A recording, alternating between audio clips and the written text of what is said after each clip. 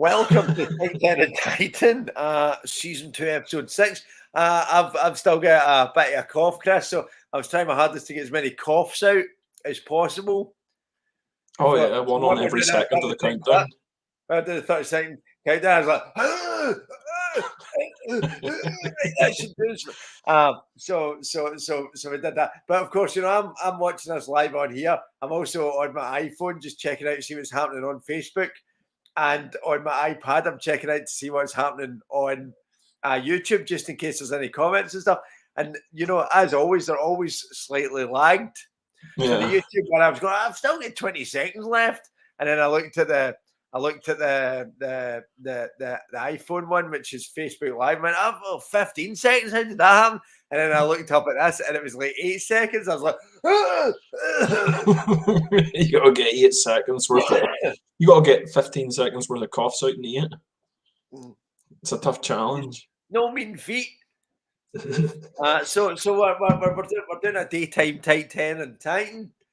Just we didn't have any tight tens, didn't have any tight 10 and Titans the week before last on account of just we couldn't get our busy schedules to I was off that week as well, and I was just I was everywhere. I'm too busy doing fuck all. Yeah, I know that. It's just amazing how the time just kind of goes because you do that, and we did kind of talk about it offline. We did that time. You're kind of going, I'm going to get so much done on my week off, and then suddenly it's Friday, and you're lying in a drunken heap wondering whose blood this is, and kind of where did the time go? And you're just so I totally appreciate and understand that. It looks like I mean, the week off, I intended to do a whole shit ton of video editing, and I got one video done. Productive. 30-second clip. It wasn't long. It was less than a minute. Less than a minute, absolutely. That's the way to do it. But I think people don't realise the amount of effort that goes into. Probably because they see me doing this kind of live stuff here with no editing whatsoever. I mean, so you're making an hour long. You're making like an hour long show. How long is that going to take? Because that's the thing as well. Because people do you look at some stuff that's kind of appeared on Netflix, like Bo Burnham's Inside was his year in lockdown. It's 90 minutes long, right? And that was done over like a year and a bit. And then you see, how long did your hour long show take, John? About an hour. Almost exactly an hour. Exactly, including prep and all the kind of planning you put into it. An hour. Yeah, to be honest, the dude who wrote the book did more of the work for this show than you have.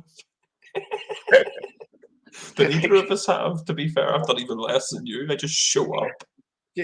And I mean, the extent of my preparing for this was just before we kind of caught on. I just went, "Where's my dice?" Every week, every single week. My dice isn't where I left them. So we've got a special guest this week, though, don't we? We've got Mia. We've got Mia the cat. Yeah, over there.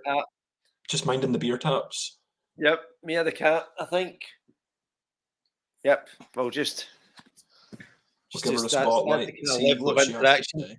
I don't even know if you can see that, just because now I can't see this. That's the level of interaction that you're going to get from my cat. That's a rare sunbeam that cat's lying in. Well, do you know what, Mia? Before we get onto the actual show, because obviously we have our 45 minutes of talking about nothing. Yeah, we got to meet our quota.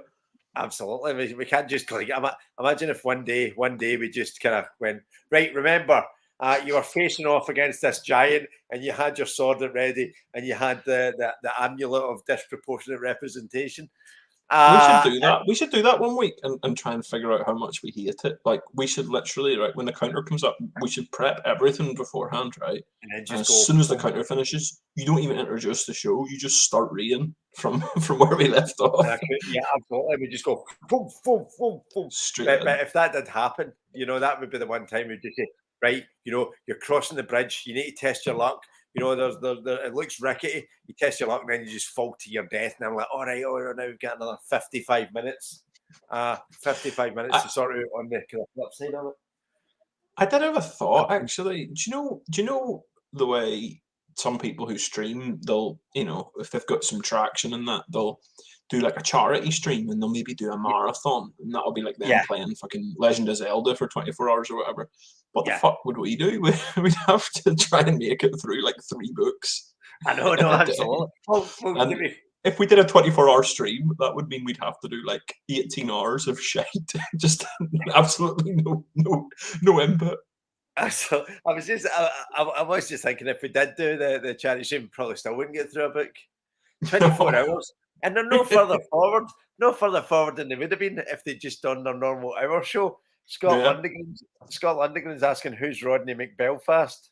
Rodney McBelfast is Chris's. Obviously, so this might be the first time Scott's watched, but we're going through a fantasy game book right now. The Forest of Doom. Rodney McBelfast is a character who is traversing the Forest of Doom looking for a magic hammer. That's right. We've actually already managed to get half of that magic hammer. Absolutely, half of the magic hammer. So that's what's happening here. So we're on a quest. That would be a really good name for an album. Half a magic hammer. Magic hammer. About if any of us had any kind of musical. No, not at all. Just kind of go, well, we could do that. We'll do. But let's start a band, and this is never our first album. What we're gonna, that would be a really fucking. That would be a really out of left field, evolution for this show if it just became us in a band playing orc music. In my head, we would be like William Shatner. Oh yeah, I was just kind of going. It was a magic hammer. Do his spoken word albums? Yeah, absolutely. Oh fuck me, those are hilarious. For the magic hammer. Is this the real life? Is this just fantasy? Caught in a landslide? No escape. Escape from reality. It's got to be a lot of no escape from reality. I still think one of the best things he's ever done was his version of Rocket Man. I'm a rock-it man. Packing the bags last night. Why did you think that was a good idea? Because it was. No, it was. It was a good idea because it was hilarious. But why? He did so many of them. Did he not do like? Hold on, I need to look this up. William Shatner. Before we go into the quest, Scott's now watching this, thinking, "Oh, they're doing a quest. This is going to be awesome. Going to be very bold. Very bold of you to think that Scott's still watching." Yeah, still watching. He just made a comment. Well done on the hammer, guys. Right. So he is still watching. But so that's Scott's thinking, oh, that actually sounds like quite a cool thing. They're going to do a quest. And they're going to do it now. I'm quite, he's settled in. He's maybe get like a bag of nuts or something, and he's ready to watch. And then we proceed to not do the quest because now I'm going to tell you about there was in Family Guy. Family Guy, there was the really niche kind of Rocket Man type thing. I remember Stewie I know what it is. I remember that. And they did, and that was just wonderful. Right, anyway, to the quest. Before we start, I can confirm that William Shatner has released 11 spoken word albums, the latest of which was last year. Excellent. He's still going. Exactly. The most recent one that I remember hearing, it probably was years and years and years ago, was his cover of Common People by Pulp. It was voted like the best British song of all time some years ago. Yeah. No, the most iconic British song.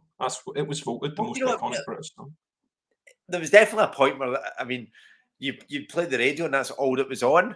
It's like, in horror films. In horror films, when they would be like flicking through TV channels and it'd be just this creepy doll kind of going, "Come to the Marston house." And you're like, "Oh, we're never going to get out of this town." That was the radio equivalent. Or you just like going through radio channels, all you heard was, "You want to live like common people." Basically, you sounded a bit New York gangster there. You want to live like common people, baby? Well, I had to on account of the fact that if I actually made it sound like the song, we might have a copyright violation. So my Discordia. I think for you to have breached copyright, you would have to be a much better singer than you. It has to be. Does it not have to be like the actual pitch perfect notes? Like absolutely. That's how they, and that's why sometimes you go into YouTube and somebody says, "Oh yeah, we've got the full Talking Heads back catalogue played at 3/4 speed," so that the copyright people can't get into it. Well, yeah, but who wants to hear? Yeah,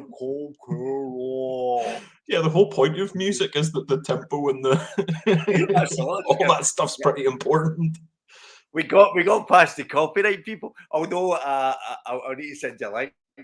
There was somebody sent me a link recently, and it was the Chipmunks. As the Chipmunks played at like something like 1/16 speed, and it sounds like this real kind of Cannibal Corpse. It's like real the Chipmunk, and it's just really, and it's the best album I've heard this year. Thank fuck, because the Chipmunks, that high pitched voice is a berserk button for me. It always has been. Do you know back the first time I can remember it really pissing me off was, do you remember that song? Was it DJ Sammy did a song? Heaven. They covered Heaven. Yeah, and there was a high pitched noise in it. I don't know why, but even as like a kid, that pissed me off. And now if I hear it, it just makes me rage. And there was a point where and you would listen to, and it became definitely a thing when it was all the kind of rave music, and you get and you'd get like, and it was like, and you would get like this woman dancing in this really kind of high sped up thing. You're going, is this supposed to be sexy? No, this is like this is like bad trip territory. Yeah, I don't need this. I don't need this in my life. So they've done the opposite. They've taken the Chipmunks and they've really kind of, and it's good. Phenomenal. I like a bit of death metal. Yeah, it's perfect. It's got real kind of vibes. Loved it. Anyway, sorry, 13 minutes in. Scott's long gone now, probably. Oh yeah, Scott, if you're still there, say hello. Otherwise, we try not to let an audience get in the way of us enjoying ourselves. You know, if people absolutely not. People are watching it, freaks us out. We don't need that. We don't need that kind of publicity. No. We'd like this to remain anonymous as long as possible. Exactly. The best kept secret in the internet. Apart from like some sort of really kind of seedy human trafficking ring, they probably rely more on anonymity than we do. Oh, they have to advertise to somebody, though. I mean, surely. Absolutely. Yeah, exactly. Just why is this not working? Oh, nobody knows about it. Yeah, I've got 16 girls clonding out of the back of that truck, and I just can't find anyone to shift them to. We're a week away if you haven't to go in Dragon's Den. Oh, holy shit! Imagine Deborah Meaden's face. I'm out. Your man Duncan would be in. I was going to say, you see, considering it. He'd be like, if I can give one of those girls 80%, I'll give you 20%. And on that note, this is all well and good on a Wednesday night when we're full of rum, but Sunday, people are going, well, look, somebody's streaming some Sunday afternoon viewing. Let's take this on, talking about Dragon's Den, human trafficking. Hey, we're carving out a niche. We absolutely are. On God's Day, no less. God simply averts his gaze in disgust. He's got other stuff to deal with right now. Yeah. Or she. I don't know.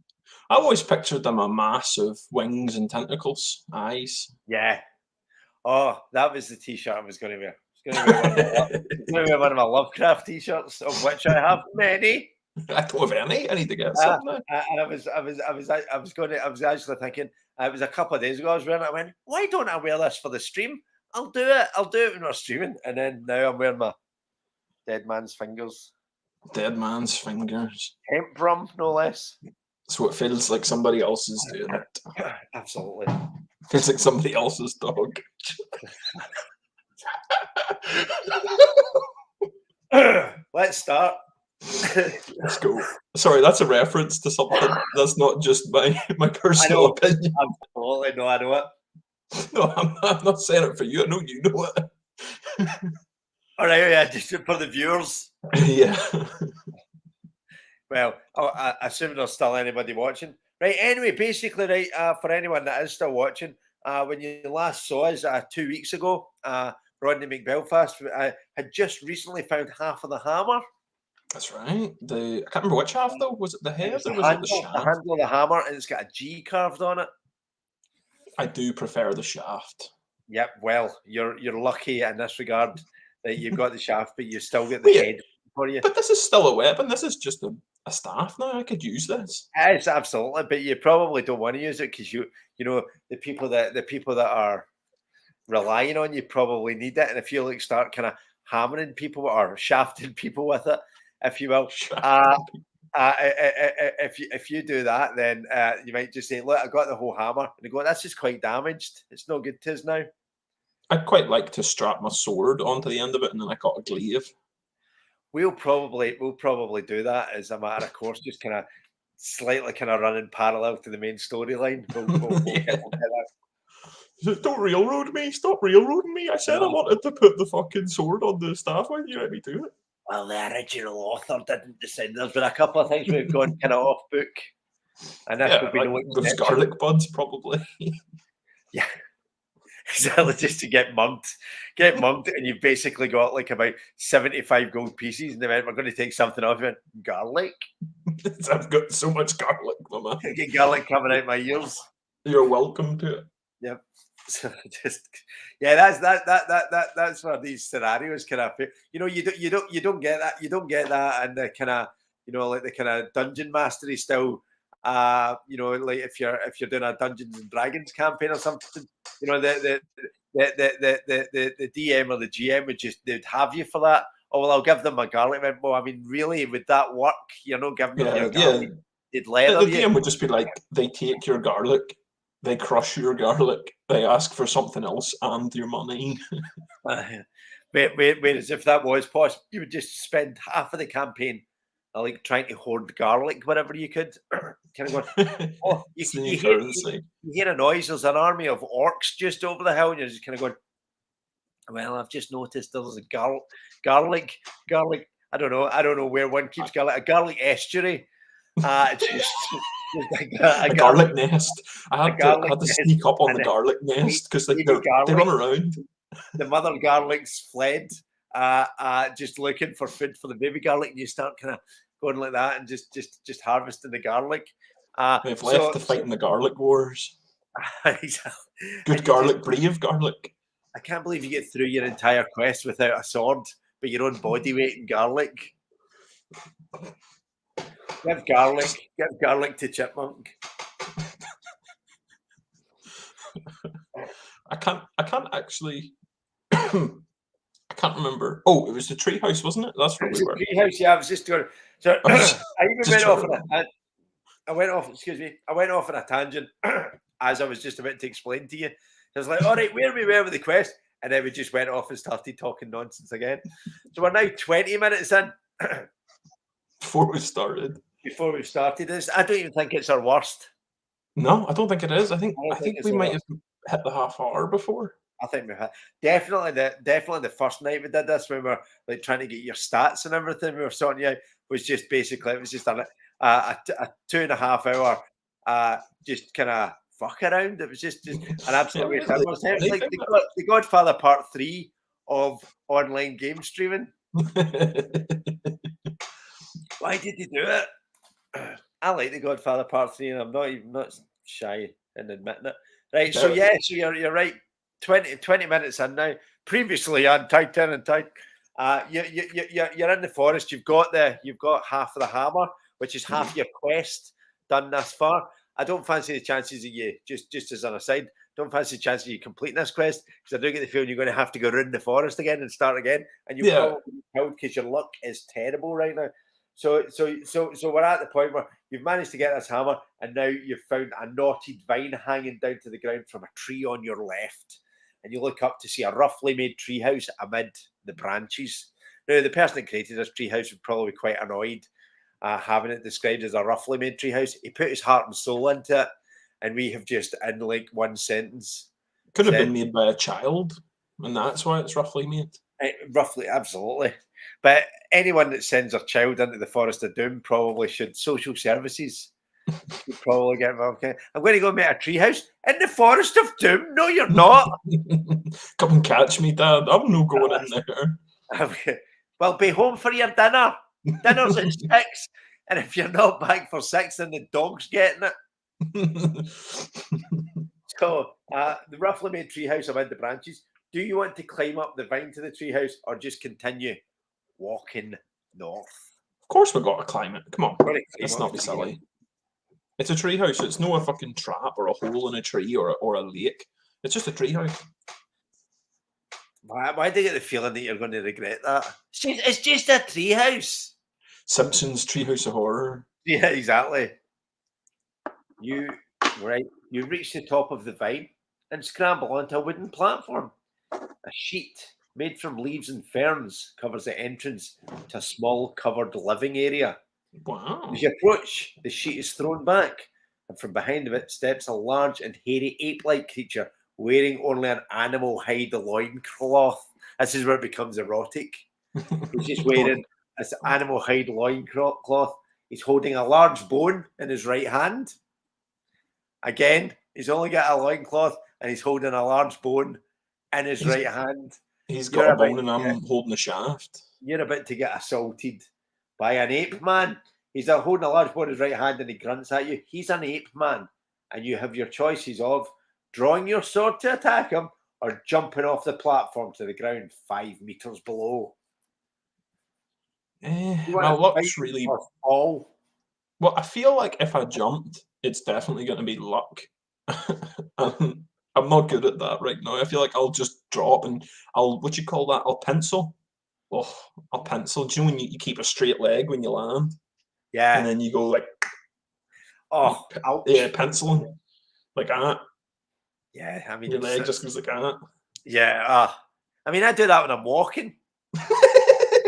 You're all the way down. Your knees touch the ground in front of you and behind you. Have you ever just been walking and for no reason your foot does this? Yeah. And I've never, and it never. Do you know? Every time that happens to me, and you do that kind of going la la la, and then you go, I need to talk to somebody about this because surely that shouldn't happen because my feet were doing their thing, and then for no reason it goes like that. And I'm maybe if you commit, the other one will go like that too, and you end up just become a sidewalker. It could be the new Gangnam Style. So look, this guy's got a new alternating every step, like step, switch, step, switch, step, switch, step, switch, step. I love the fact I said a new Gangnam Style as if that's not already more than 10 years old. And it just I'm pretty sure even they put out that Gentleman song since then. There's been loads of stuff. I know, but Gangnam Style is my go-to. It was either that or the what was the other one? The Harlem Shake. Oh, Jesus, that's really old. Well, just after that, next time for that, so it's like you go back in time and it's like Gangnam Style, Harlem Shake, and then the Charleston. You missed the slosh. You missed the slosh. But the slosh has never gone out of fashion. No. Like, so yeah, and I've always said to I need to talk to somebody about this. Surely I can't be the only person in the world that for some reason decides to touch the pavement with their ankle for no reason while I was walking. And then it's one of these things, and I don't know if this ever happens to you. You think, I need to ask somebody about this, and then it leaves your mind, and you never think about it again till the next time you do it. It's like that noise you make in bed some nights where you go, you got to look around to be like, was that me? Did that just come out of me? I was crashed out the couch. I was crashed out the couch about a week ago. And I don't know if I was having a dream or some sort of audio hallucination. But my whole family were apparently awake at 3 a.m. I said, what are you up to? And then I realised that, of course, it's just me yelling at a pensive-looking cat. Everyone in your house wakes up, just comes in, and you're in this death stare with a cat. It's like, this cat's up to something. It's like a self-fulfilling prophecy. The only reason we're up is because you started yelling in the night. Cat's acting wild, suspicious, waking up suddenly and freaking out. Wait, why are you all up? No, nobody's up. It was your mind. Worst episode of the Twilight Zone ever. Yeah. There are some weird Twilight Zone ones, but they all end the same. They all end with the person going insane. That's every episode. But again, going back to kind of H.P. Lovecraft, they're always kind of going, and they always end with someone like writing in their own feces. I think I've gone nuts. This will be my last message to you. And then there's like a postscript going, they were found dead early the next morning. Yeah. Or it's always like, they were banging at the door. They're banging at the door. It's like, stop writing, you prick. No, just run. Jump out the window. This will be my last message to you. And you're just, all right, okay. I will never, ever again forget the chiming of the bells of the Oxford Tower. Kind of going, all right. I don't even know why I'm getting this to a post box. Exactly. Just kind of going. Don't. I can hear noises in the walls. All right, I would maybe get out of there. You need to get a new job, I think. Yeah. we love a wee bit of the old HP Lovecraft, but his ability to end some stories and some of his political leanings left a wee bit to be desired. Yeah, definitely his political leanings. Yeah, it's because he has so many. He introduced so many wee tropes and stuff that have become so commonplace that now they're obvious, and it's like I remember there's a story where one of the dudes they're going into this tomb, as they always are going into some sort of tomb. They have one of those cans with the string, and then the other can, Yes. And one fella goes down, and he's all this tension, and he's shouting and trying to hear him and stuff, and then he hears a voice saying your friend is dead, and it's but that's what I was expecting. He hadn't spoke for the last 6 pages. I remember a short story that I wrote in school, which clearly had massive kind of Lovecraftian overtones, and at the time I just didn't know because there's a lot of kind of Lovecraftian stuff in Stephen King as well, and you don't really appreciate that as you're a kid. You're just going, Stephen King's the best writer ever. And you don't realise that he's borrowed a lot of, and I'm a massive Stephen King fan, but I mean there's a lot of kind of cosmic horror and some of especially some of his short stories again, and again that was kind of Lovecraft's kind of. But even it was very fucking cosmic horror. Whenever absolutely, the origin of the Deadlights being a fucking a sick up from the the big turtle. Absolutely, that's right. Just clicking on that, right? Sorry, I just did a wee bit of admin in the background there, right? Oh. But so I remember, and I had the writing down to T as well. It's they would go into this kind of tomb in a Glasgow graveyard. And the good thing about kind of cosmic horror is, from the kind of creature's perspective, it doesn't care if it's in Glasgow or not. Yeah. It's do you ever remember that District 9 that came out years ago, and they were the whole point they made at the start was the UFO comes over Johannesburg, and they're why would it be New York? Exactly. Of course it's going to be Johannesburg. That's a great film.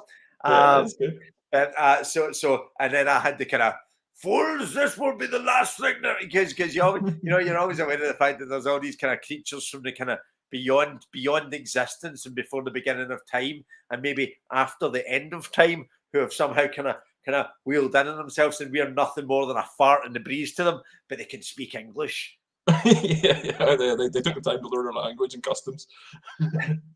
But I remember, on the flip side of that, I wrote a creative writing project for English in school and nailed it. And all I did was copy the plot of Dude, Where's My Car? Now, if you could turn Dude, Where's My Car into kind of Lovecraftian horror, I'd watch that. I would watch it. Just kind of going, well, do you know what? Something just plucked the car up as if it was nothing. Yeah, and they were drunk. Hey guys, the car was here earlier. And they don't realise that there's this kind of million-legged, kind of tentacled, kind of caterpillar floating above them, blotting out the sun. The carp is here. He's getting plucked up. yo, it's half an hour in. We should probably... Yeah, no, that's not this. Yes, just realised. Everyone else, people kind of going, yeah, because I was at a gig a while ago, and a girl came up to me and said that she's been watching our stream. What? Yeah, it was a girl. If you're there. It was a girl at the junkyard, and she was telling her mum about it, who was there with, and she said, "I've been watching the stream," and I was just kind of going, "Oh, that's quite cool." And I'm thinking she's definitely not watching it for the quest, though. I'm not saying that she's watching it for the kind of talent either. the natural charisma. The natural charisma which we exude. But clearly, you can't be watching this thinking, "Oh, I can't wait to see this quest progress an hour." Yeah. No, do you know what this is like? This show for me is like, do you know, it's like trying to watch a TV show like that you're into, but you've got like 5 other people in the house all trying to talk to you at the same time. That's what watching this is like. You'll get maybe 5 to 10 minutes of content per hour. I know, you're just like, can you keep it down? Well, I was going to go down the other route. Like, to me, it reminds me of one of the best TV shows ever created, Mad Men. I haven't seen it. Well, Mad Men is one of these shows that absolutely nothing happens for the hour, but they do it with such style. You mean like Seinfeld? Yeah, well, I was talking again. We will get back to the question in a minute. The reason Seinfeld works is because nobody ever learns or grows as a person. There's no character development. Yeah, and that's the death of sitcoms. That's why, you know, season 1 of Friends was better than subsequent seasons, because Ross and Rachel, there was a will they won't they thing, and then they just absolutely fucked that up. Now, I'm not saying that was the only problem with Friends, but in Seinfeld, you're just kind of going, well, why didn't you learn from the last time a very similar situation occurred to you? Yeah, moron. Yeah, it's like The Simpsons, it just resets every episode. Well, which is why these things go on for as long as they do. The Simpsons started to suffer from the fact that they did start to develop stuff. Yeah, and then what are they going to do? Because Red Dwarf tried that as well. Like, they, on several occasions, have brought in, like, oh, Lister's finally going to get his act together and like take on a mechanics course or something, and then he does it, and then fucking a season later, no one remembers. That's the way to do it. And The Simpsons does sometimes play on that. Yeah. They play on the fact that it's like, and they've even done it in episode. There's been a point where Flanders and Homer are just like, oh, it's just finally this camaraderie. And then it says next Wednesday. And then, hey, ho, neighbour, screw you, Flanders. They do play on it in that regard. Anyway, you're about to fight an ape man. I would like to draw my sword, actually. You're going to draw your sword, or see, this all came from me talking about being on the side of your foot. Just walking on the side of my foot for no reason. Because I was going to pencil if I jumped off. Yeah, that's what it was. And that's where we went from there. Have we learned nothing? 33 minutes. There's no character development in this either. TV show would have TV show. What other show would have 34 minutes of basically you climbing a rope and having an ape man kind of come at you sexually suggestively, and you have the choice all in 35 minutes now? I suggest not many people could have written this. What, the book or our dialogue? For a variety of reasons, one of which, why would you want to? This is a masterclass. Yeah, we are absolutely nailing this. People should be watching this. People should be watching this and seeing how it's done. Yeah, take notes. Get your notebook out. Get your highlighters out. This is here on YouTube forever for posterity. And if you ever need to come back and look at this just to see the absolute moment that we nailed this as a concept, it'll be here forever. It was whenever we were 60% into a show that we'd done nothing in. I mean, I imagine that this is probably the average for any like, I don't know about tangential comedy, but certainly surreal comedy, which absolutely. There's a lot of elements of. I think we're on the forefront. I don't know. Well, you're off Facebook now, but we will get back to the questions. A bit of a fight, right? That's maybe we're hold off on this because usually the fights are the most boring bit, right? But but there's been loads of videos on Facebook recently of kind of going, and it's just this very kind of simple concept that they managed to stretch out into a kind of 18-minute video. Yeah. And you've got like, and one of the ones I saw recently was a guy. There's a woman cooking, and it was International Women's Day that I saw this as well, and just kind of going, it's sending the wrong message that the women's in the kitchen cooking. But that's another issue, right? But this guy puts a bottle of Coca-Cola, an open bottle of Coca-Cola, under her, just between her, so she's standing like that at the cooker, and he just puts it down there between her legs, sort of thing. Just this bottle of Coke, and then he starts flicking Mentos at the bottle of Coke. Obviously, and you're thinking, all right, okay, here we go. And of course, and it's about an 18-minute video, of which I didn't watch all of it. I just want to say that I fast forwarded through because I wanted to see the moment when it went. Yeah, I mean, once the concept's been floated, you got to see it through to fruition. So this woman's kind of going, no, I'm cooking, clearly doing nothing.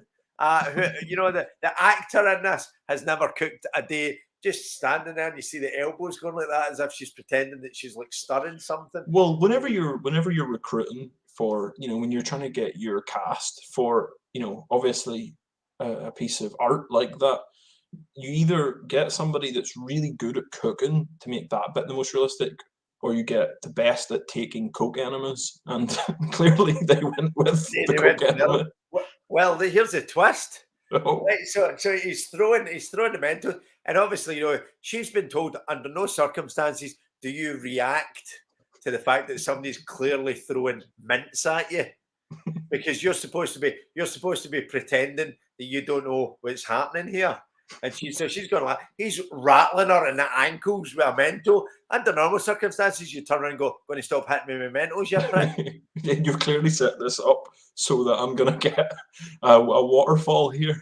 Absolutely. So he's doing this, and it does take about 18 minutes. And maybe this is a metaphor for the relationship, because the Mento goes in, and then there's just this kind of lackluster. And then nothing happens. She gets a little bit. She gets a little bit of Coca-Cola on her shin. You've been rattled by Mentos for 18 minutes, and then you hear the guy going, "Ha ha ha!" as if this was the most hilarious thing that had ever happened, because you get a lightly sticky spatter on her inside shin, which wasn't the first time that had happened with this guy, probably. And then he puts his Mentos away, and then she's like, "Yeah, that was great," and then she has to go and sneak a bottle of Coke herself. Sort herself out. So then, but the thing was as well, I fast forwarded through this. Jamie Tate says, "All right, boys." All right, you've come in right at the heat of the stream. Just at the point of the end of this story. Do you know, actually, we're actually heading towards a record. I will let you finish. We're heading towards a record right now because we're at 39 minutes and we haven't done anything. So, yeah, this is the beauty of it, right? But Jamie's saying she's scared to ask. She's clearly come in the middle of that story, right? But anyway, so the point of this is the fact that you get these 18-minute video clips on YouTube right now of people doing next to nothing. And there's like, but the thing was, so I went onto the comments just because I was thinking, bloody hell. And the first comment I saw was someone saying, "Well, that's 18 minutes and 12 seconds of my life I'm not going to get back." I was thinking, did you watch it? Did you watch all of that? Yeah, you're allowed to, you're allowed to skip. You're allowed 2 minutes of where's this going, realizing it's an 18-minute clip, and then going to probably a minute before the end. Yeah, that'd be right. Said he didn't understand. There you go. Right. So I just find that kind of stuff, man. You kind of go, things can't skip. We're not living in the 1950s where you're watching the news, kind of going, I wish this would hurry up and finish. Just fucking go at the end. This Hindenburg's taking a while to go down. If you're watching this live, obviously you can't do that. No, you have to watch 18 minutes of me throwing a Mento at Chrissy's Coke bottle. There's a metaphor. Chris is about to have a fight. Rodney McBelfast is about to have a fight. We're 40 minutes in. 40 minutes in. He's going to have a fight with an Ape Man. Hopefully the Ape Man will not be throwing Mentos at my Coke bottle. Absolutely. Well, he does have a loincloth that he's brandishing in your direction. He's got a skill of 8 and a stamina of 7. Oh, and you've got a skill of 13 and a stamina of 18. So I think you're going to win this fight. Yep. And well, let me try and get some like Star Wars sound effects or something for the fight. Yeah, do it. It's only way you can make these exciting, because it is a weird situation where you're thinking the fight should be the kind of coolest part, and it's just me rolling a dice going, yeah, you take a sword hit. I'm actually gonna find medieval battle noises. You do that while I'm writing Ape Man down on a piece of paper. Welcome to adulthood, kids.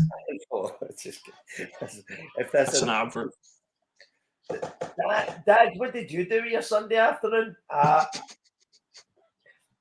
was online with another grown man and we were pretending to fight an ape. Well, mostly we were just talking shite about how you in a walk. tree house. Yeah, keep that coming.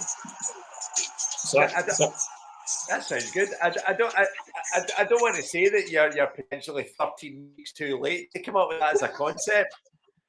Hey, there's no such thing as late. There's definitely no such thing as late. For anybody that's actually kind of joined our stream 42 minutes in, we have just kind of started. The good thing is it's a Sunday afternoon. We don't need to stick to the hour, but we do not. I'm on the beer.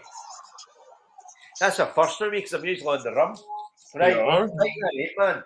Skill of 8, stamina 7. As I said, you get a skill of 13. So he needs to have a 5 advantage in you on dice rolls. So he goes first, and if it's less than 5, you automatically win.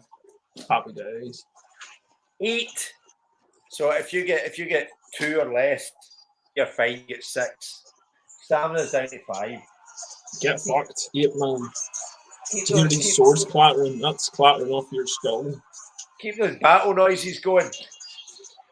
8 again. And you get 5. You're killing this Ape Man. Obviously, we don't know this Ape Man's backstory. He could be leaving an ape wife and 6 ape kids. They'll be missing him this Christmas. You're just exactly. Where's Ape Dad? He's dead. Oh, Ape Son. Call him Ape Dad. That's weird. Ape Son, you're Ape Dad now. Right, yeah, you've one more hit. One more hit. Man.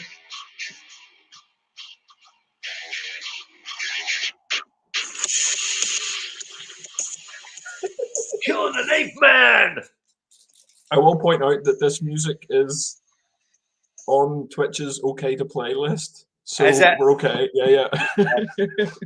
Just in case anybody's watching. Final kill. You've killed the Ape Man. Wait. 4 rolls of a dice. Ape Man's dead. Ape Man. Well, dead. Let's take his stuff.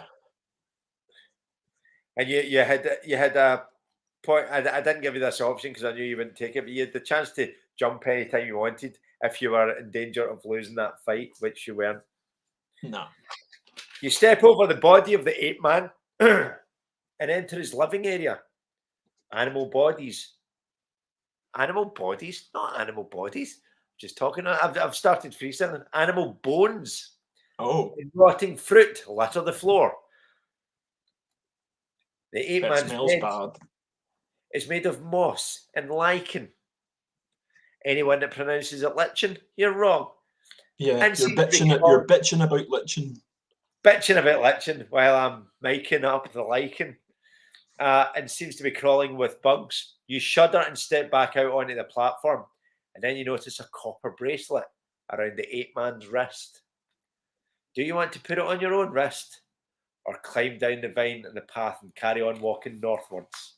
If I put this on and I become an Ape Man, then this might be the best session we've ever had. I'd like to put that copper bracelet on. I think if this ends with you turning into an Ape Man and being cursed to live in a treehouse for the rest of your life, that would be a phenomenal. I'd consider that a success. I would think that this might be the best ending to a quest ever. Would be there was literally for anyone that basically wanted to kind of cut all of the non-questy bits out. This would be you making the decision to climb a vine. Yo, that's a really good idea. It's a terrible idea. I'm going to do that. I'm going to make a supercut of season 1 where it's just the decisions. It'd be like 15 minutes long. Yeah, that's why I want to do it. Yeah, no, absolutely. So you've got basically in the last 45 minutes, you climbed a vine, an Ape Man came out, you decided to kill him, and now you're putting on a bracelet, which if I had read this book out the way it was designed, I think that would have taken us a minute and a half. Yep. Including you taking a short time out to make related decisions. I think about a minute and a half, 2 minutes of actual quest time.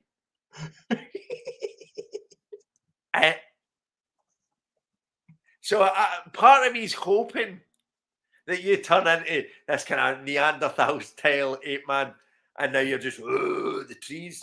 But we'll find out now. You twist the bracelet into place on your wrist. A powerful feeling surges through your arm and makes you jump. Your arm feels strong. You now possess a bracelet of skill, which will allow you to add 1 point in all future dice rolls when computing your own attack strength during combat, as long as you wear it. That's pretty good.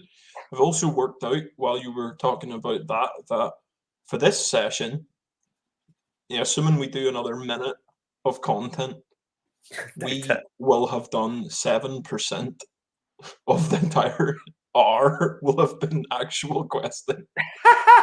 93% fucking about. We should put that on a poster. We should. Imagine we talked about taking this show live and doing it as a kind of live show. We would really need to slick this up a bit. Imagine people going kind of you know when people do like shows for the entire Edinburgh Fringe, we'd be lucky to get through one quest.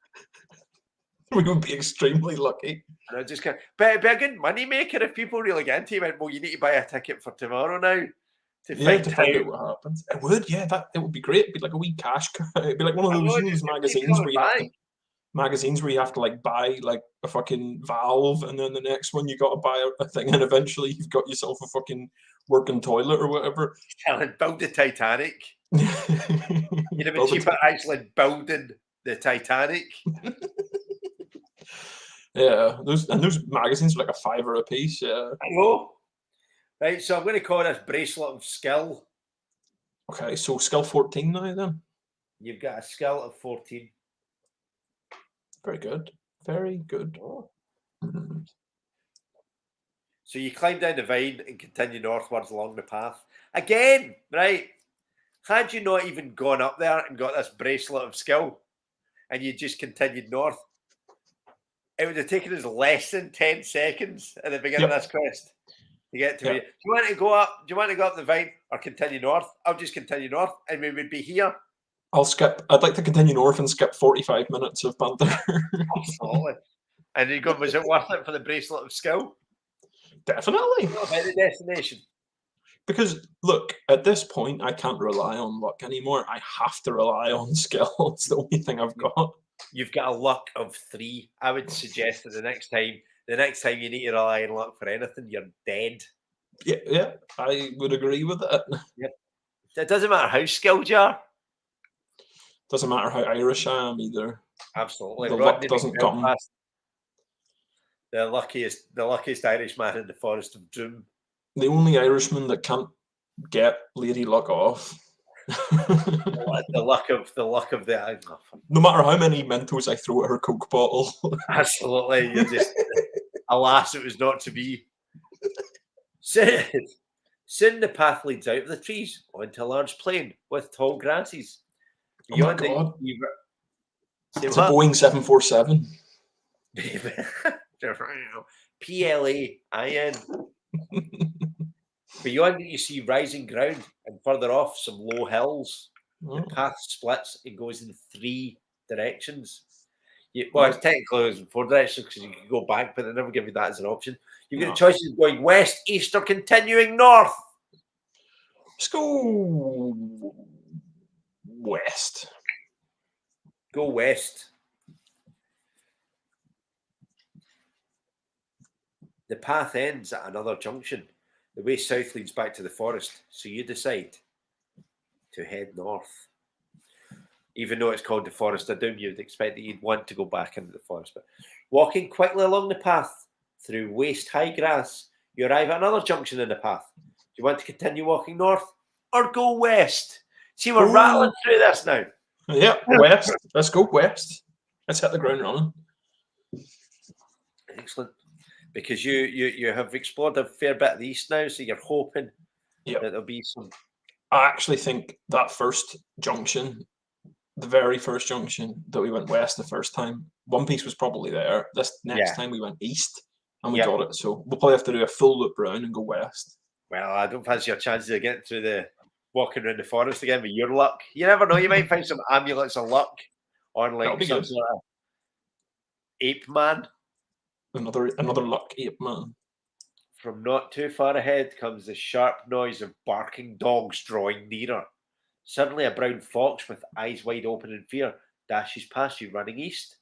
The frantic yelping of the dogs gets louder. Do you want to face the oncoming pack of dogs or rather hide in the tall grass off the path and let them run past in pursuit of the fox? Let's fight these dogs. Because I'm going to also... Every situation where it's like, do you want to fight or do you want to do something else? The something else is always going to be luck. So we have to fight every opportunity. That's where you're at now. Yep, that's the situation we're in. Right, so let's do it. So face the dogs. You draw your sword.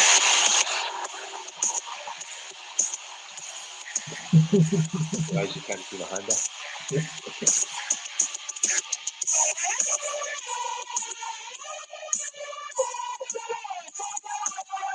This is dog fight music. I should go on with it then. Draw your sword and stand to face the pack of dogs. They come into view in a cloud of dust. Galloping behind them is a masked tider. A what? I have no idea. We'll find out. A masked tider, wearing a long flowing coat and riding a white stallion. He blows a horn and the pack of dogs comes to a sudden halt in front of you. There are 4 of them, and you see that they're hunting dogs, which you could have probably established anyway. But the stallion stands motionless behind him, with steam blowing from its nostrils in 2 long jets. The masked man looks at you without speaking.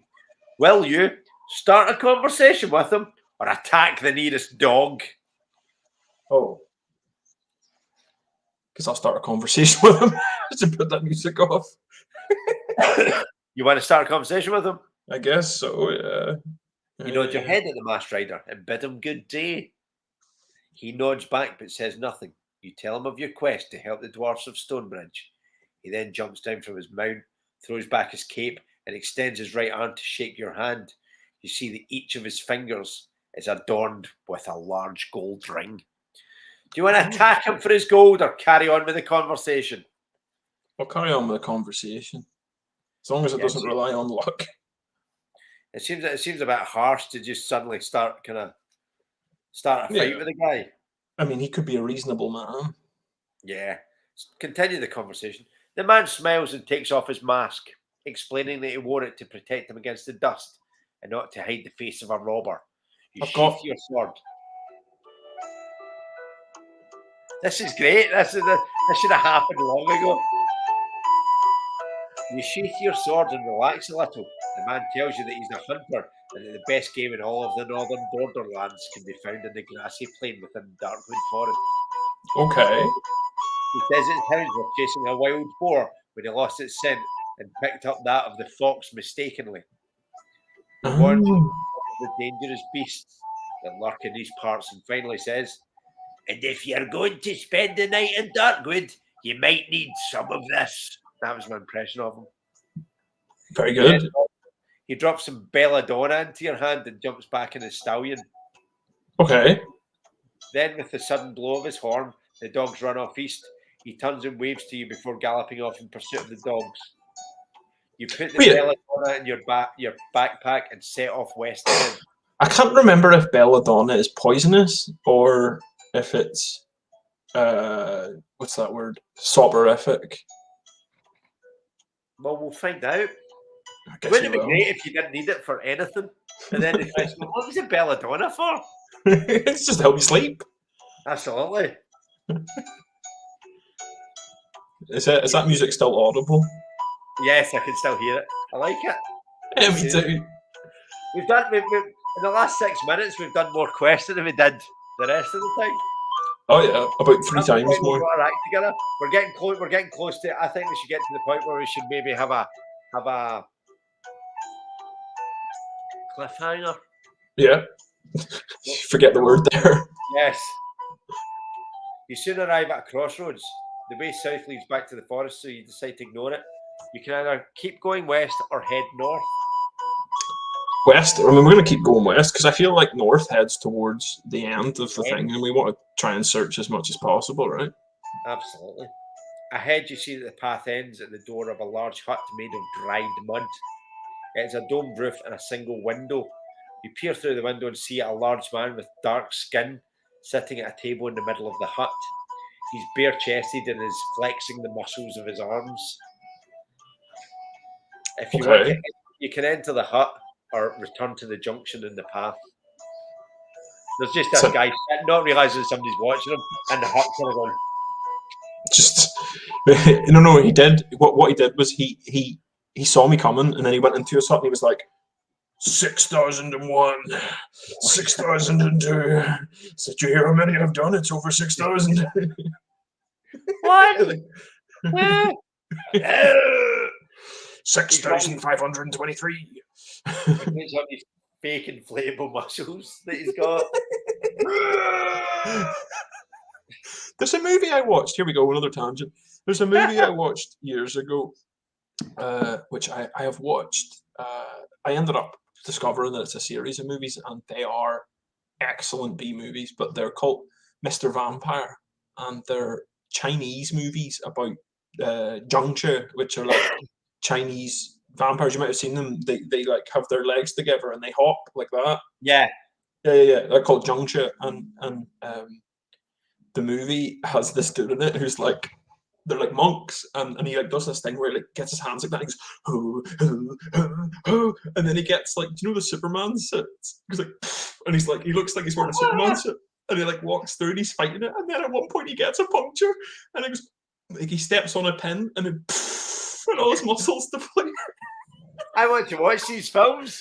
Dude, I'll find you them, because me and a bunch of my pals from back from Ireland, we set up like a wee movie club where we used to just get the shittest / best B movies we could find, and we just watched them through lockdown, and we watched all of the Mr. Vampire films. Oh, phenomenal! Yeah, absolutely. Oh, such a good film.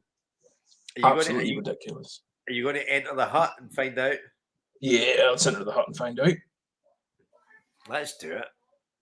Let's see if I was going to give the option to go back to the. I feel like I kind of affected your decision there because I didn't give you the second choice. You going to enter this hut? But I meant to say, are you going to enter this hut, or are you going to? This? How about this for a song for it? This might be a good song for the hut. I don't know yet.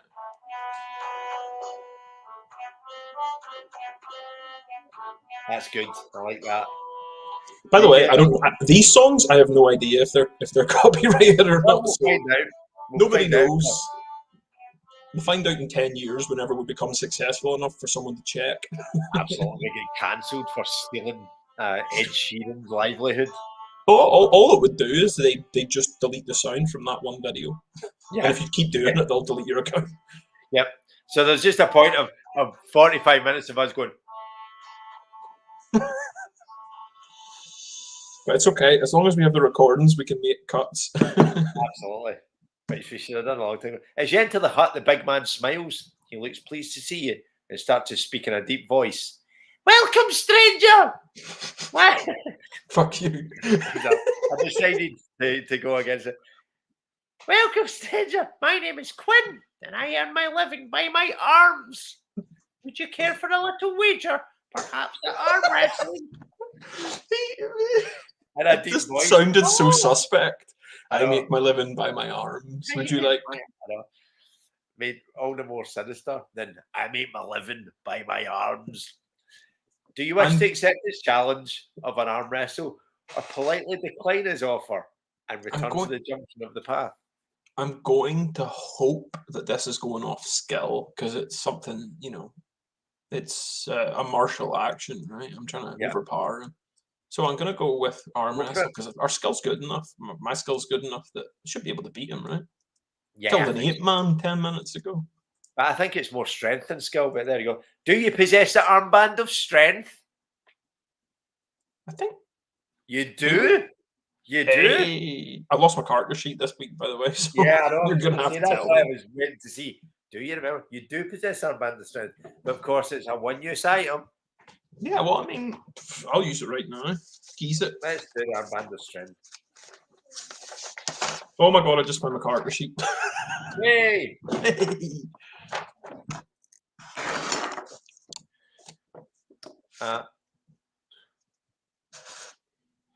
That's just that message from my brother. Sorry, I'll get back to that later. Quinn explains that he will wager some dust of levitation against an item or coins to the value of 10 gold pieces.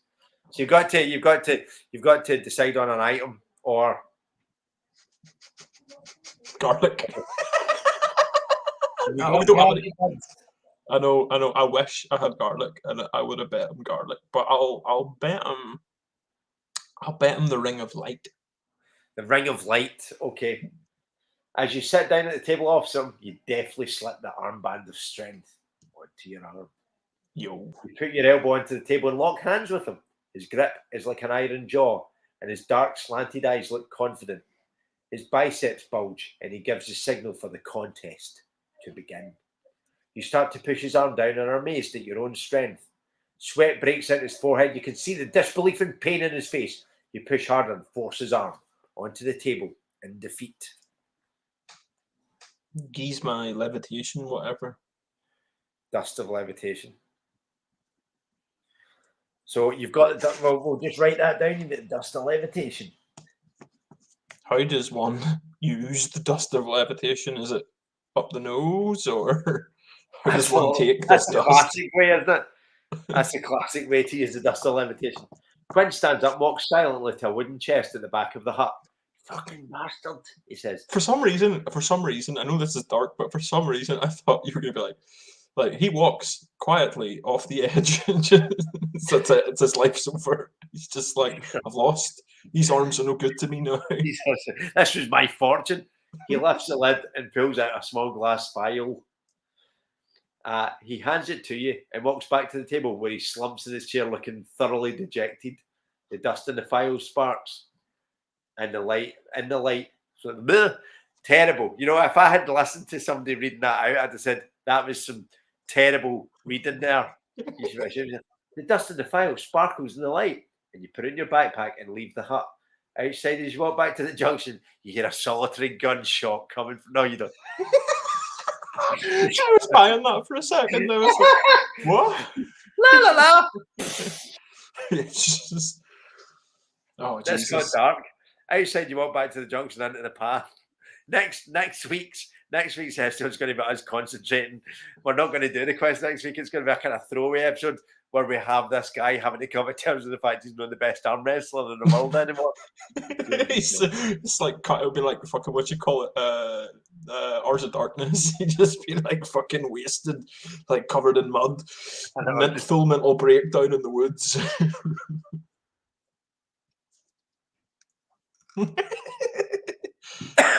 I knew that I should have had my hut a more kind of kind of busy, kind of maybe an industrial section where more people would come in, and I could hone my arm wrestling skills rather than sitting in the middle of the woods waiting for the occasional arm wrestler. I mean, he declared himself pro 2 years ago, and he's done 3 arm wrestles since. I'm going to have to up sticks and leave. He's won a sum total of 30 gold pieces in the last year. He's going to have to go to Edinburgh where the arm wrestling scene's better. Exactly. 30 gold pieces, and somebody came in and gave him garlic buds once.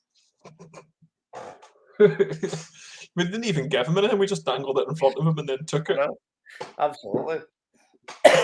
You arrive back at the crossroads, ignoring the way south back to the forest. You could go north or continue east. But why would you do that? We got to go east. No north. Just got to keep moving. Okay, we'll go east. Is that not taking you back the way you were? But I don't know. Did it?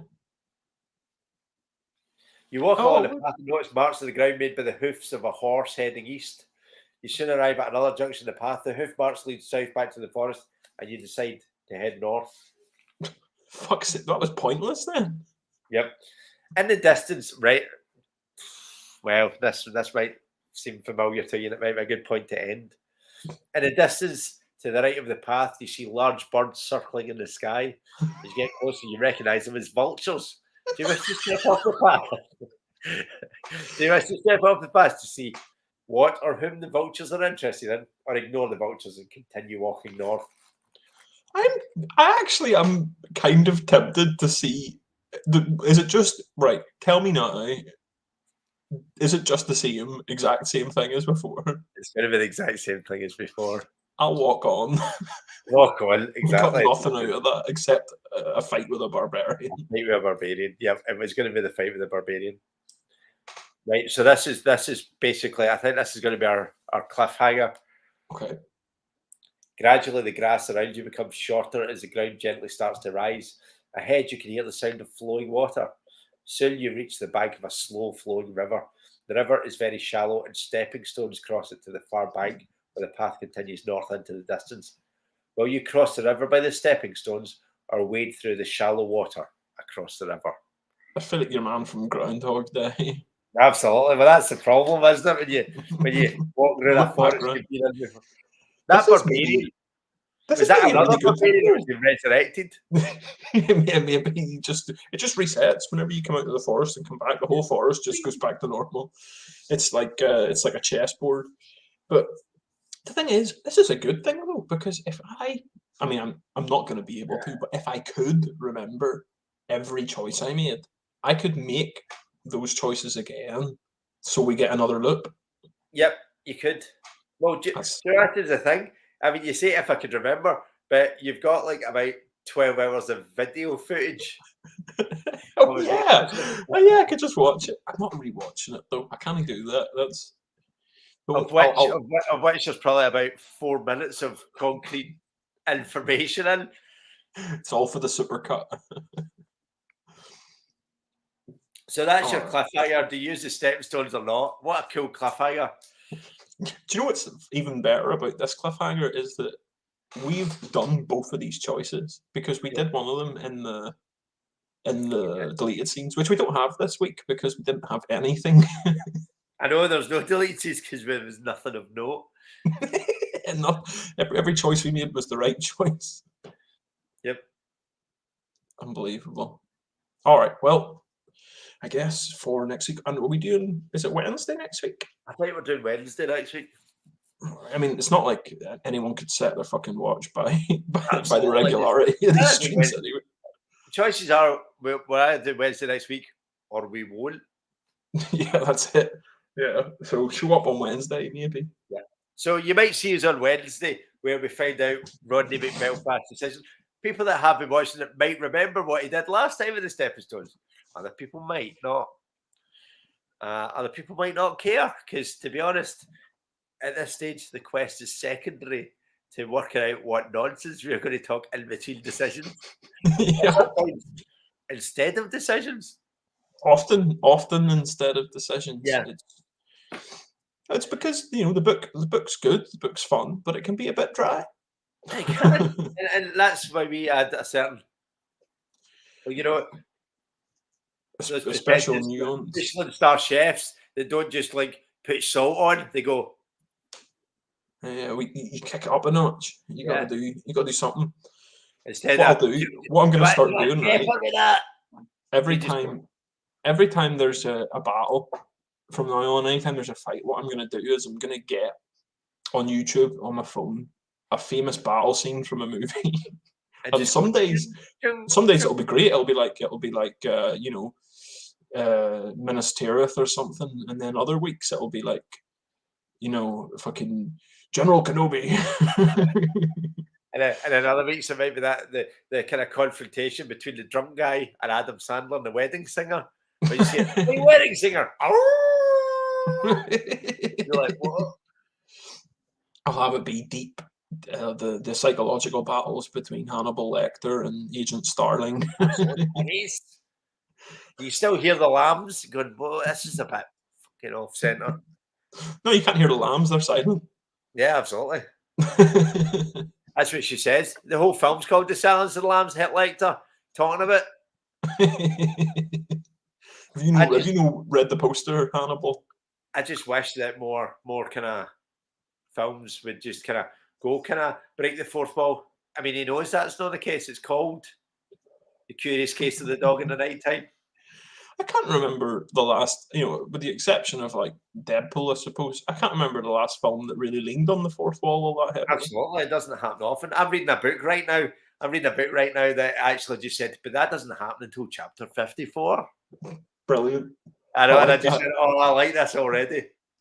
That I've been rewatching a few TV shows, and I've been rewatching a TV show that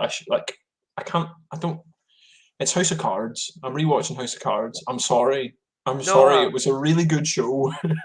It's full of that. It's full of like asides, talking straight to the camera and stuff. Yeah, I know, it's just really well done. And you just kind of go. Oh. I mean, I used to consider Kevin Spacey to be one of my favorite actors. I consider Kevin Spacey to be my favorite actor. Big Kahuna, that weird fucking alien one where he's in the mental hospital. Fucking K-Pax, that's it. The Usual Suspects and American Beauty. American Beauty is in my top 5 films of all time. It's a brilliant film. It's just, and you just kind of go, oh, and it's quite free. At the same time, if you're doing stuff like that, you need to be held accountable for it. But you're just kind of going, it's like, there's nothing worse than when one of your kind of heroes disappoints you. I know. He was always my favorite actor. What an actual kick in the balls. It really was. And do you know what I think? My feeling on it now is that I think it's okay to visit something that I try to separate the art from the artist, if you will. Yeah. It's not always possible and it's not always easy. But the way I've dealt with it was if it was like a film if it was a film that I'd already seen before all this came out, I'm just thinking I'm just revisiting a film that I know I like. But I'm not going to. And I'm probably quite lucky in the fact that there's not many films in question in regards to Kevin Spacey. I wouldn't go looking for a Kevin Spacey film that I hadn't seen yet. Yeah. I mean, that's just my way of dealing with that. I'm just kind of going, I've seen American Beauty already. I can watch American Beauty again. Or I've seen Midnight in the Garden of Good and Evil. I can watch Midnight in the Garden. So you kind of do it that way. You kind of go, oh, well, it's a John Cusack film. It's not a Kevin Spacey film. And you kind of rationalize it that way. But it's quite hard because I would love to rewatch House of Cards, and I've not been able to bring myself to do it, especially after that disappointing last season. I got 2 episodes in, and then I was like, it's not the same show anymore. It's just a different show, and obviously it didn't hit a mark with anybody because they didn't make another season after that. I've lost you. Oh, hello, am I back? We've lost Chris. I'm not sure if Chris can still hear me. I can hear you, I think. I don't. So the YouTube video will confirm whether or not we've lost me. We're kind of breaking up. That might be a good time to end it. Yeah, you'll never know what our thoughts on Kevin Spacey are now if it just kind of blanked out there. But suffice to say, we think that it's not right to do some of the things that he's been accused of, and it's a shame because he was a very good actor. True. Anyway, Anyway, who would have thought that that's how this episode was ending? Absolutely, just kind of going. We don't condone anything that Kevin Spacey may or may not. Again, that's the thing as well. You like to go under the kind of innocent until proven guilty thing, and he's never been kind of held accountable for something in a court of law. But at the same time, you just kind of you know that it's kind of. What's that Kevin Bridges thing? You've done something, mate. Fucking look at you. I know, don't know what it is. But you fucking done. Get in the jail. Kevin Spacey shatting somebody's kettle at an empty. Right. Anyway, on that note, right before I say something that I can't unsay, I stand by the fact that I lost a hero that day. I did as well. This got dark, right? So on that note, join us next week for the next episode of Take 10 and 10. We'll see you then. We'll see you then. We'll be reviewing Bill Cosby's work. Exactly. No, I feel I need to do it. Now I was going to say I want to tell you something offline about that, but I've decided not. Maybe I should just tell you now. No, I'm not going to. Right, it's nothing controversial for everyone that's watching. If you start paying us money on some sort of Patreon, you can get a behind the scenes where I'll tell you my Bill Cosby story. Well, I'm looking forward to hearing that Bill Cosby story in about 25 seconds. Absolutely. Take care. See you later. Bye-bye.